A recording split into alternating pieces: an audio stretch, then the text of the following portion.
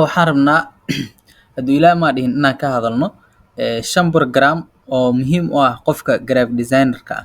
Macnaha markuu leeyahay qofkan graphic designer ahay waa inuu 5tan oo yaqaano. Way jiraan barnaamijyo kale iyo application-no kale iyo barnaamijyo kale oo muhiim u ah inuu yaqaano qofka graphic designer-ka ah, balse 5tana ugu caansan looguna isticmaal badan yahay. Qofka graphic designer-ka ah waxaa looga baahan yahay sidoo kale inuu yaqaano waa maxay graphic design, waa maxay graphic design inuu yaqaano, ereygaas inuu yaqaanana waa looga baahan yahay. Marka laga soo tago marka qofka inuu yaqaano graphic design muxuu yahay, muxuuse qabtaa, suuna u shaqeeyaa. Markii laga soo gudbo intaas, waxaa weeyaan 5tan program in caawa isla arki doono inuu qofku yaqaano weeyaan. 5tan program marka qaabab kala duwan u isticmaali doonaa. Qaarkood waxaa weeyaan toolskii ama barnaamijyadii uu isticmaalayay, qaarkoodna waxaa weeyaan meelihii uu u kaashan lahaa waxa uu markaas samaynayo. Sidaa wada ogtihiinba qofka graphic designer-ka ah wuxuu sameeyaa shahaadooyin, wuxuu sameeyaa posters, wuxuu sameeyaa loogooyin, waxaa kaloo sameeyaa barnaamijyo kala duwan uu sameeyaa. Marka barnaamijyadaas uu sameynayo waxaa jiro barnaamij uu ku sameynayo iyo barnaamijyo uu u adeegsanayo iyo farsamada markaas uu asaga yaqaano iyo maskaxdiisa iyo hal abuurnimadiisa. Waxa ugu badan ee qofka graphic designer-ka uu isticmaalayo waxaa weeyaan hal abuurnimo, sababtoo ah waxaad rabtaa waxaana jirin inaad abuurto.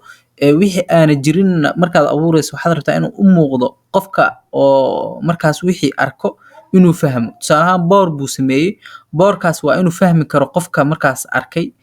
Wadadaad socotay boor baad aragtay, boorkaas waa inuu qofku uu fahmi karo boorkan waxa uu ka hadlayo. Boorkan ma wuxuu ka hadlayaa wax ganacsi, ma waxbarasho ka hadlayaa, ma waxuu ka hadlayaa, ma xayeysiin ka hadlayaa, ma ogeysiis ka hadlayaa, ma meeshan waa mamnuuc ka laabo uu sheegayaa. Fariin buu gudbinayaa. Marka fariintaas waa inuu qofka graphic designer-ka inuu ku cadeyn karo markaas waxa uu sameeyey. Programka ugu horeeya haddii aan ku bilowno, programka ugu horeeya qofka graphic designer-ka looga baahan yahay inuu yaqaano waxaa weeyaan waa Pixel weeyaan, Pixels. Barnaamijkan waxaa weeyaan barnaamij uu kala soo degayo waxaa weeyaan footooyinka, sawirada oo footada caadiga, sawirada caadiga barnaamijku kala soo degi lahaa weeyaan. Sababtoo ah waxaa waaye wuxuu kala soo degaa xitaa icon-nuu kala soo degayaa, sawirruu kala soo degayaa, muuqaal hadduu u baahdo kala soo degayaa, animation hadduu u baahdo kala soo degayaa, whatever you need. Wax walbo uu markaas u baahan yahay oo barnaamijkan kala soo degi doona waa Pixels. Sababtoo ah barnaamijkan wuxuu Chrome-ka caadiga hadda halkan tago oo aan sawir aan ku qoro, tusaale ahaan aan dhaho sawir geel sawirkiisaan rabaa ama libaax sawirkiisaan rabaa ama qof sawirkiisaan rabaa oo aan halkan ku qoro.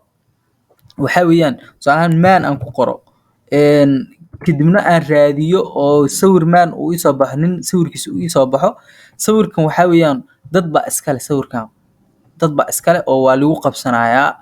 Tusaale ahaan hadda xayeysiin ku sameyso waxaa laga yaabaa qofka inuu kugu qabsado, hadda YouTube soo gelisay qofkii lahaa inuu kugu qabsado laga yaabaa. Balse haddaad halkan aan hadda Pixelskan aan caawa baranayno haddii aad kala soo degto cid kugu haysato oo Ilaahay abuurtay malaha. Waa sawir oo free ah oo haddana resolution-kiisa uu high u yahay oo aad u qurux badan. Barnaamijka xiga waxaa weeyaan diagram. Barnaamijkan diagram-ka asaga inta badan waxaa laga yaabaa Soomaalida inayna aad u aqoonin. Waa barnaamij asaguna muhiim ah oo wax walba aad ku sameysan karto, weliba si fudud aad ugu sameysan kartaa. Waxaad u baahan tahay si fudud aad ugu sameysan kartaa.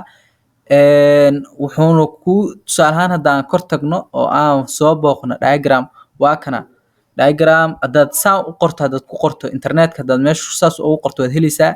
Marka waad soo dejisan kartaa meesha sida ku qoran download ku qoran.